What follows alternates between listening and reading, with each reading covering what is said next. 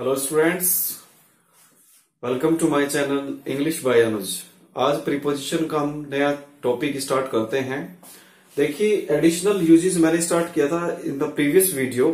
Additional uses of preposition means कुछ ऐसे uses जो एडिशनल होते हैं, जो बेसिक रूल्स से थोड़ा हटके होते हैं, तो उन रूल्स के बारे में डिस्कस करने वाले हैं।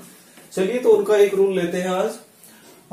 No preposition is used after the following verbs. कुछ वर्ब्स होती हैं जिनके बाद कोई प्रीपोजिशन यूज नहीं की जाती है। When these verbs are used in active voice means जब ये verbs active voice में होती हैं तो इनके बाद कोई भी प्रीपोजिशन हम यूज नहीं कर सकते। Clear? So you have to keep in mind that the verb should be in active voice, not in passive voice. Clear हो गया? अगर पैसिव वॉइस में है तब ये रूल अप्लाई नहीं करेंगे, अगर एक्टिव वॉइस में है तभी ये रूल आप अप्लाई कर सकते हैं। तो ये कुछ वर्ब्स हैं जो हमने नोट किए हैं आपके लिए। इन वर्ब के साथ, जब भी ये वर्ब एक्टिव वॉइस में होती है, इन वर्ब के साथ आप कोई भी प्रीपोजिशन यूज नहीं करेंगे। And these verbs are mostly used in the exams.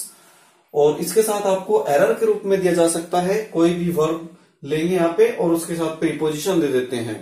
तो मोस्टली एरर डिटेक्शन के जो क्वेश्चंस आते हैं तो उसमें इनका यूज किया जाता है। चलिए, तो देखते हैं वर्ब कौन कौन सी है। सो फर्स्ट है स्ट्रेस। स्ट्रेस यानी कि तनाव होता है। एम्फसाइज होता है किसी बात पे जोर देना, बल देकर कहना किसी बात को। डिस्कस करना। इन्वेस्टिगेट। कंप्राइज। कंप्राइज होता है किसी चीज से मिलकर बनना। कंपनी साथ देना होता है कंपनी। कंसीडर होता है विचार करना। वॉयलेट, ठीक है, वॉयलेट होता है हिंसा करना। डिमांड मीन्स मांग करना। और रिसेंबल होता है शकल में मिलना एक दूसरे से, ठीक है। उसके बाद आता है आपका रिजाइन, किसी पोस्ट को, ठीक है, जब आप किसी पोस्ट से रिजाइन कर रहे हैं, इस्तीफा दे रहे हैं। अटैक, हमला करना होता है, ठीक है। इसी का ही एक सिनोनिम्स होता है इन्वेड। इन्वेड भी यहाँ पे यूज हो सकता है। इन्वेड के साथ भी कोई प्रीपोजिशन यूज नहीं करनी है। एंटर के बाद भी कोई प्रीपोजिशन यूज नहीं करते हैं। ऑर्डर होता है डायरेक्ट। ज्वाइन होता है। And after that sign.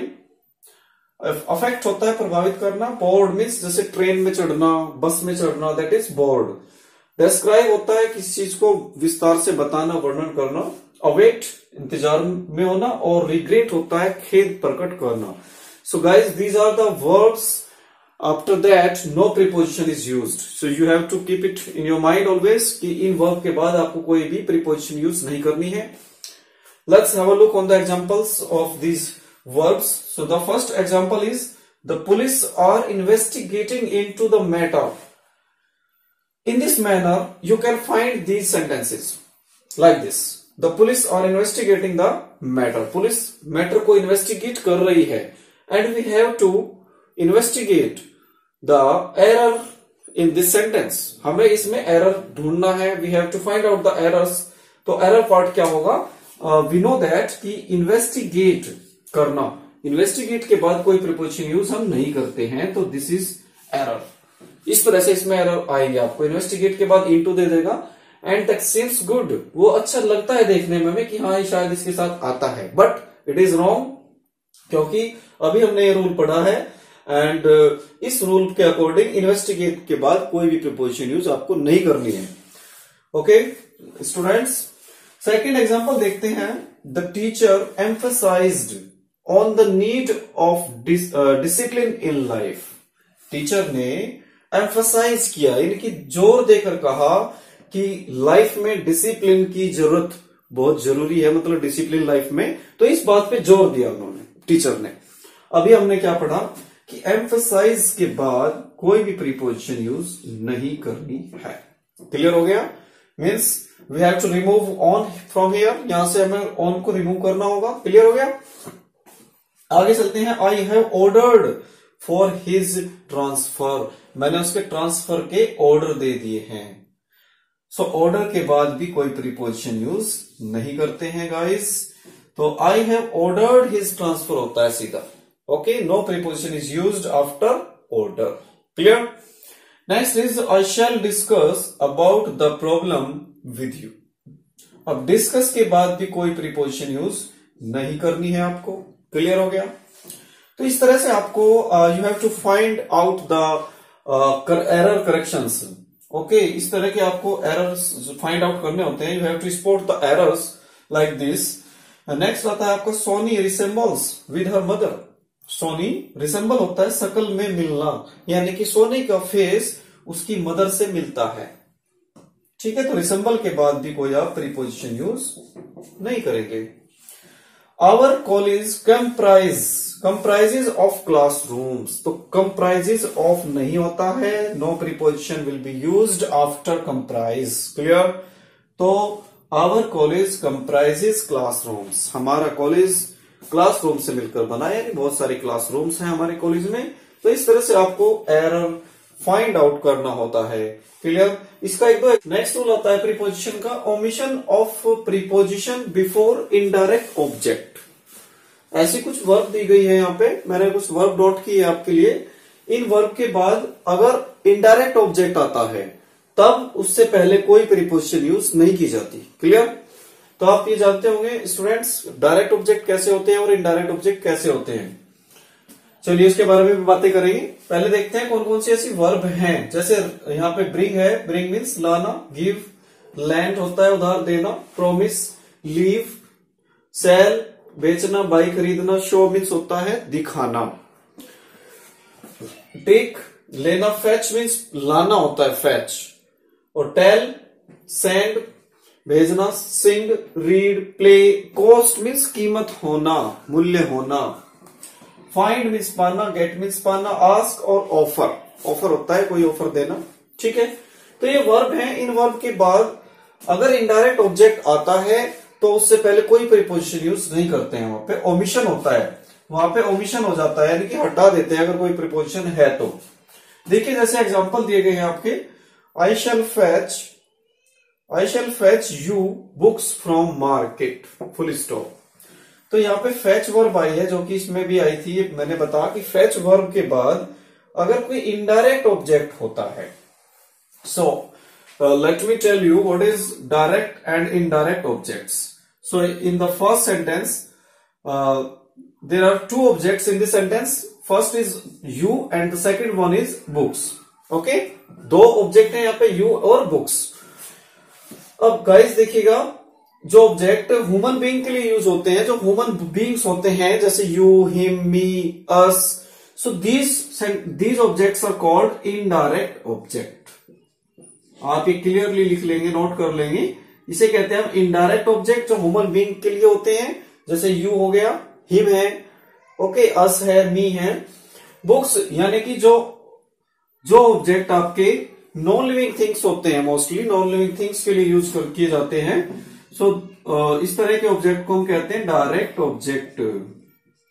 Direct object. तो चलिए आज आपको एक तो मैंने ये क्लियर करा दिया कि डायरेक्ट ऑब्जेक्ट कौन से होते हैं, इनडायरेक्ट ऑब्जेक्ट कौन से होते हैं। ग्रामर में बहुत ज्यादा इनका यूज होता है, आपको कई बार आपको सुनने को मिला होगा व्हाट इज डायरेक्ट और इनडायरेक्ट ऑब्जेक्ट्स। तो क्लियर हो गया गाइस, एक बार फिर सुन लीजिएगा। डायरेक्ट क्या होता है, जो ऑब्जेक्ट नॉन लिविंग थिंग्स के लिए यूज किए जाते हैं, those objects are called direct object. Clear. और जो ह्यूमन बीइंग के लिए यूज होते हैं that is indirect object. Clear. So अब चलिएगा अभी बात करते हैं। हमने इसमें कहा था कि इन वर्ब के बाद अगर इनडायरेक्ट ऑब्जेक्ट दे रखा हो, जैसे फेच के बाद यू है इनडायरेक्ट ऑब्जेक्ट, तो इसके बीच में कोई भी प्रीपोजिशन यहाँ पे यूज नहीं करनी है आपको। क्लियर हो गया। नेक्स्ट देखते हैं। अब देखिए इसमें थोड़ा सा अगर हम इसको चेंज कर दें, अगर हम बुक्स को यू से पहले लगाएं, जैसे फेच बुक्स, तो यू जो है बाद में चला गया, ठीक है ना, तब उसके पहले प्रीपोजिशन यूज होगा। जैसे इस एग्जांपल में देखो, आई शैल फैच बुक्स फॉर यू, तो ये फॉर कहां से आया, क्योंकि अब फैच के बाद पहले डायरेक्ट ऑब्जेक्ट आ गया है। तो अगर फैच के बाद डायरेक्ट ऑब्जेक्ट आ जाए, उसके बाद इनडायरेक्ट ऑब्जेक्ट हो, तो उससे पहले प्रीपोजिशन जरूर लगाते हैं। लेकिन अगर फैच के बाद सीधा इनडायरेक्ट ऑब्जेक्ट हो जाए, तब कोई भी प्रीपोजिशन आप यूज नहीं कर सकते। आपको ये ध्यान रखना है बस। तो ये बहुत ज्यादा इंपॉर्टेंट रूल है डियर स्टूडेंट्स, ये आपको हमेशा याद रखना होगा कि जैसे वर्ब लिखी है मैंने, फैच, ब्रिंग, टेक और आपकी टेल, सेंड, सिंग, रीड, प्ले, कॉस्ट, ठीक है, फाइंड, गेट, आस्क, ऑफर। इन वर्ब के बाद हमेशा याद रखना है कि जब भी कोई इनडायरेक्ट ऑब्जेक्ट आ जाता है तो बीच में कोई प्रीपोजिशन नहीं यूज करनी है। लेकिन अगर इनके बाद पहले डायरेक्ट ऑब्जेक्ट आ गया फिर इनडायरेक्ट आया, तब उस इनडायरेक्ट से पहले आप प्रीपोजिशन यूज करेंगे अकॉर्डिंगली। ठीक है, वहां पे जो भी प्रीपोजिशन यूज होनी है उसके अकॉर्डिंग ही यूज करेंगे। क्लियर? अगला एग्जांपल देखते हैं, जैसे आपका her father left him large property. तो यहाँ पे एक ऑब्जेक्ट है हिम, एक है लार्ज प्रॉपर्टी। तो हिम कैसा ऑब्जेक्ट है? इनडायरेक्ट ऑब्जेक्ट है। तो लेफ्ट के बाद इनडायरेक्ट ऑब्जेक्ट है तो कोई भी प्रीपोजिशन आपने यूज नहीं की है, बिल्कुल सही सेंटेंस हो गया। क्लियर? नेक्स्ट देखते हैं, her father left large property, यानी कि पहले डायरेक्ट ऑब्जेक्ट आ गया, इसके बाद फिर इनडायरेक्ट आया है, तो उस इनडायरेक्ट से पहले प्रीपोजिशन जरूर आएगी। ठीक है, आपके प्रीपोजिशन क्या आई? To I. ओके, तो अलग अलग प्रीपोजिशन आ सकती है, वो उसकी अकॉर्डिंग ही, सेंस के अकॉर्डिंग डिपेंड करता है वो। नेक्स्ट है आपका, I shall buy this necklace for you. तो बाय के बाद क्या आ गया? This necklace. ठीक है, तो दिस नेकलेस ये नॉन लिविंग थिंग्स है, तो क्या हो गया? डायरेक्ट ऑब्जेक्ट है। तो पहले जब डायरेक्ट ऑब्जेक्ट आ गया उसके बाद जब इनडायरेक्ट हो तो उस इनडायरेक्ट से पहले प्रीपोजिशन आएगी फॉर यू, तुम्हारे लिए। क्लियर? तुम्हारे लिए। नेक्स्ट है, I shall find Rohan a nice job. मैं रोहन के लिए एक अच्छी सी नौकरी ढूंढूंगा, फाइंड करूंगा। तो यहाँ पे फाइंड के बाद क्या आया? रोहन आ गया, यानी कि इनडायरेक्ट ऑब्जेक्ट आ गया, तो उससे पहले कोई भी प्रीपोजिशन यहाँ पे यूज नहीं की है, ना ही फिर हम डायरेक्ट ऑब्जेक्ट से पहले यूज करते। ठीक। Will you sing a song? Will you sing me a song? क्या आप मेरे लिए एक गीत गाएंगे? तो विल यू सिंग मी, सिंग के बाद डायरेक्ट ऑब्जेक्ट आ गया है, इनडायरेक्ट ऑब्जेक्ट आ गया है मी। ठीक है, तो कोई भी प्रीपोजिशन यूज नहीं की, ना यहाँ पे और ना ही आपने यहाँ पे की। लेकिन अगर इन्हें उल्टा कर दे, हम पहले ए सॉन्ग लिखें और फिर मी लिखें, तब मी से पहले जो है प्रीपोजिशन यूज की जाएगी। जैसे यहां पे देखेंगे, जैसे ये हो जाए, will you sing a song? क्या आप एक गीत गाओगे? फॉर मी, मेरे लिए, तब प्रीपोजिशन हमें यूज करनी है फॉर। ये आपको ध्यान रखना है, बहुत ही एक इंपॉर्टेंट रूल है आपके लिए, कॉम्पिटिटिव एग्जाम्स में आता है मोस्टली, ये एडिशनल यूजेस में आता है आपका प्रीपोजिशन का। तो इस तरह की और भी बहुत सारे मैं टॉपिक आपके सामने लेकर आ रहा हूं। हर वीडियो में नए नए यूजेस आ रहे हैं, तो इस तरह की और बहुत सारी वीडियोस आप पाने के लिए मेरे चैनल को सब्सक्राइब करिएगा, इंग्लिश बाय अनुज। और डियर स्टूडेंट्स, अगर आपको वीडियो अच्छी लगे तो लाइक करिए, शेयर करिए अपने फ्रेंड्स के साथ। Okay, thank you.